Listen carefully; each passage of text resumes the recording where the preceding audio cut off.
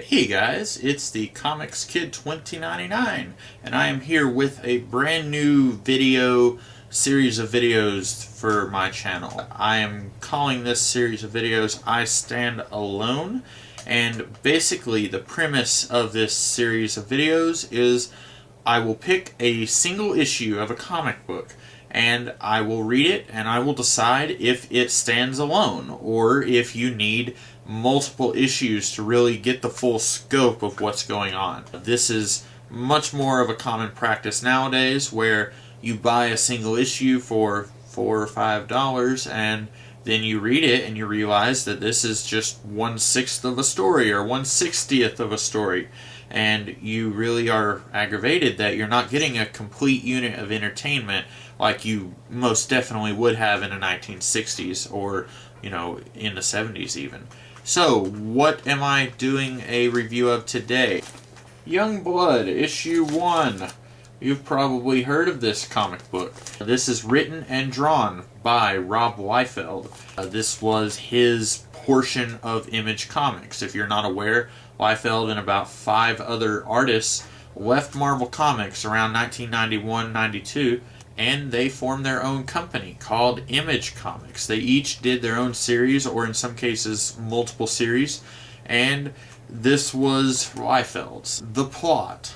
Well, the plot is strange because this is actually 2 stories. As you know, I was showing you 2 covers here. There we go. 2 covers.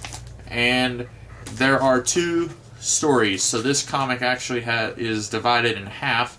And if you're starting from one side or the other, you get to a certain point in the book where the pages are then upside down. The first story that I read involves this team right here. We get Shaft, this guy in the middle with the arrows. He is in a mall with his girlfriend, and then someone tries to kill him. Then he gets Paige to come to headquarters, and then they realize that there is an attack where this group, a group of supervillains called the Four, 2 of them are breaking 2 of the others out of captivity. And then it just stops. There is no ending to this story. I was very shocked when I turned the page and suddenly the rest of the comic book is upside down. And even though I'm going to go ahead and say this is a terrible comic book, reading that first half of a story, I actually thought that it stood very well on its own. Each inside cover of this comic shows you a picture of all the characters and gives you their name. So this isn't one of those things where you can make the excuse, I don't even know who any of these people are. No, it tells you who they are. Now, you could definitely make the case that you don't really know who these characters are. You might know that this guy's name is Brahma, but you don't know anything about Brahma other than he's the big guy with super strength. And that's definitely true. Almost all of these characters are very flat, very boring. 1, maybe 2 of them have the beginnings of a personality.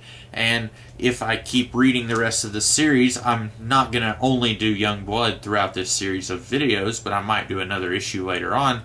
Maybe I can tell if the personality is being developed in all of these characters. But I have to say that just in this issue, that is not the case, unfortunately. The other story involving this team, this involves a guy. He's basically Osama bin Laden or Saddam Hussein, one of those, he's a very generic Middle Eastern warlord tyrant type character.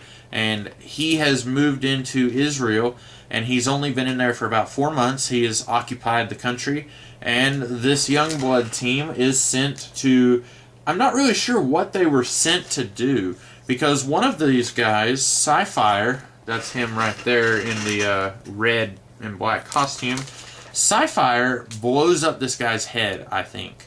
And then all of his teammates are kind of grumbling, saying, oh no, now you've done it. And then they cover it up as saying, okay, this was a suicide.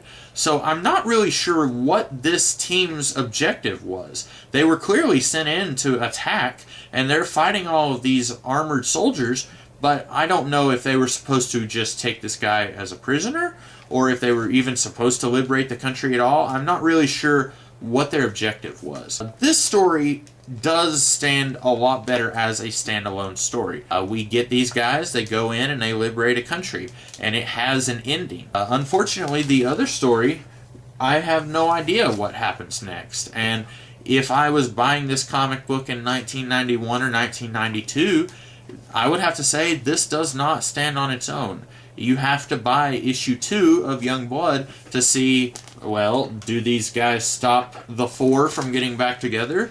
Or does the Four escape and they form some evil plan? I don't know. Also, it's very strange that in one issue we are introduced to 12 characters.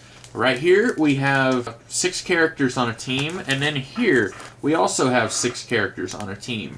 And to make matters worse, on the inside cover, this guy right here with the green flame hair, Photon, he is actually listed with this team right here.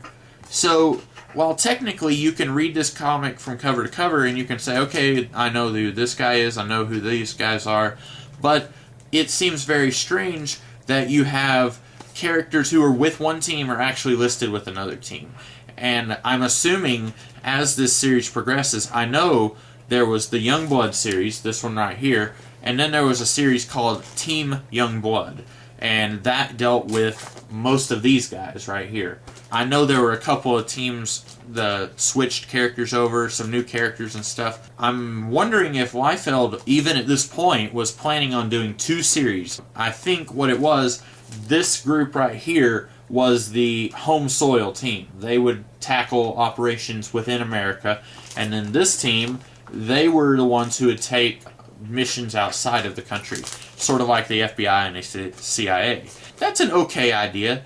You know, we've seen elements of this kind of comic in the Ultimates, and that series has been running for 10 years in one form or another.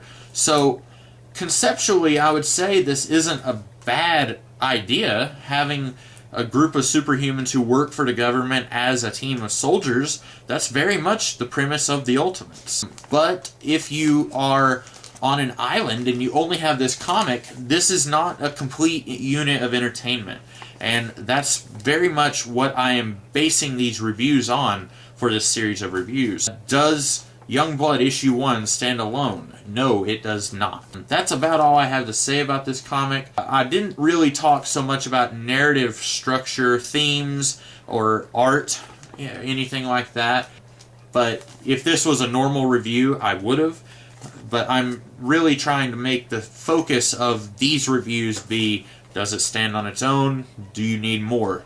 And in this case, it does not stand on its own. Having said that, I hope you guys like this video, and if you're interested in seeing more in this vein, let me know in the comments. I do plan to do many more of these. I have a whole lot of single issues. Usually, I only read graphic novels. You can see back there behind me, those are some of my graphic novels. That's usually what I read. This is the first single issue that I've read in a long time. I didn't go out and buy it. I owned it already, and that's what I will be doing. I will be taking something I already own, but usually I just don't read single issues that much anymore. Let me know what you thought of the video, and I will see you guys later.